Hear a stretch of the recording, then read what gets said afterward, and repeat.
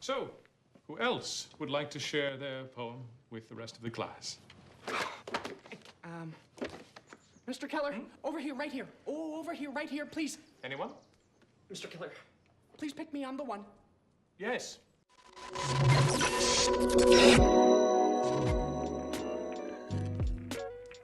There's a term called slacktivism. And what slacktivism is people who are fat asses that are sitting on their computer screens, putting emojis in their bio or changing their profile picture to the thing of the day, right? I support the current thing is the meme. Elon Musk shared it.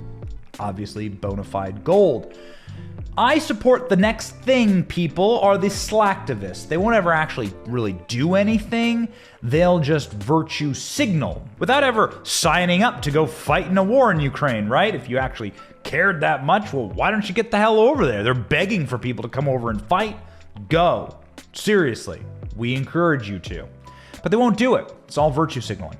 And the most cringe-inducing element to this is when celebrities get involved. I mean, this is really, really bad. There are some celebrities, like Ashton Kutcher, who raised millions of dollars for refugees. Well, that's good. Good for you. But then there's other times when celebrities, like, sing John Lennon songs. Imagine there's no heaven. No! God, please, no! It's easy if you try. No! No hell below us. 7, 6. Above us only sky. Imagine all the people. Make it stop! Living for today.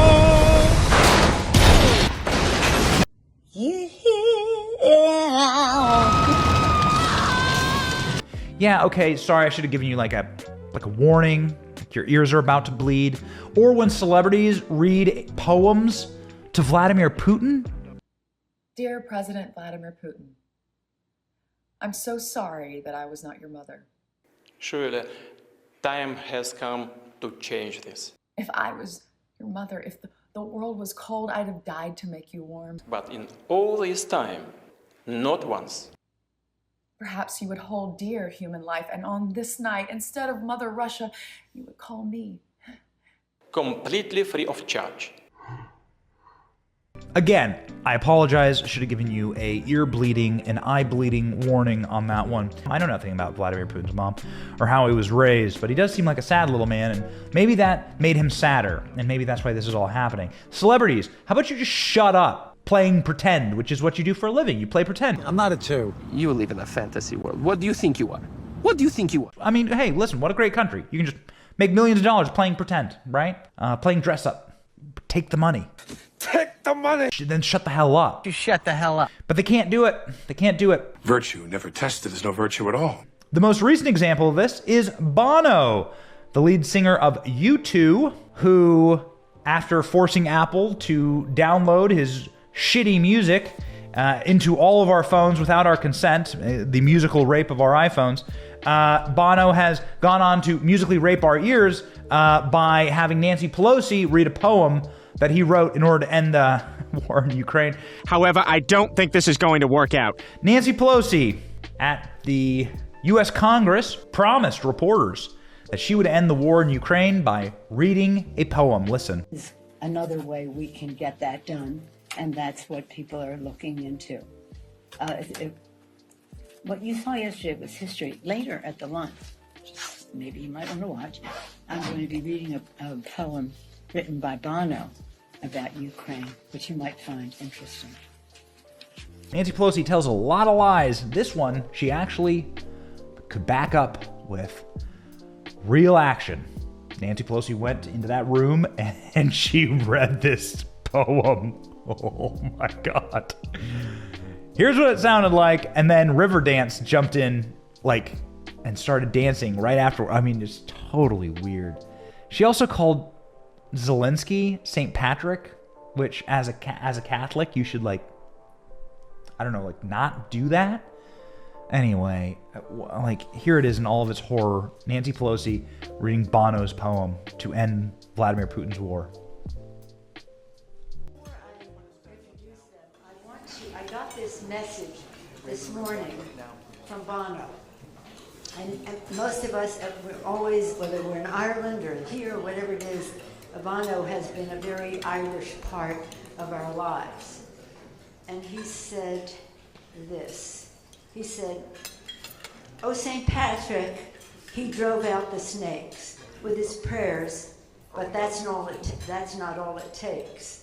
For the smoke symbolizes an evil that arises and hides in your heart as it breaks. And the evil risen from the darkness that lives in some men, but in sorrow and fear, that's when saints can appear, to drive out those old snakes once again. And they struggle for us to be free from the psycho in this human family. Ireland's sorrow and pain is now the Ukraine, and St. Patrick's name is now Zelensky." About that. Well, you like that, Father? Okay, we're ready to welcome the Riverdance 25th anniversary show straight here in the capital of the United States. Riverdance! Tears had gone on her, tears had gone on her, and she was stuck on dancing, and her muddy's name was Mississippi, and Olivia, Mississippi, and Olivia, Mississippi, and Olivia, River Lippy, and Olivia.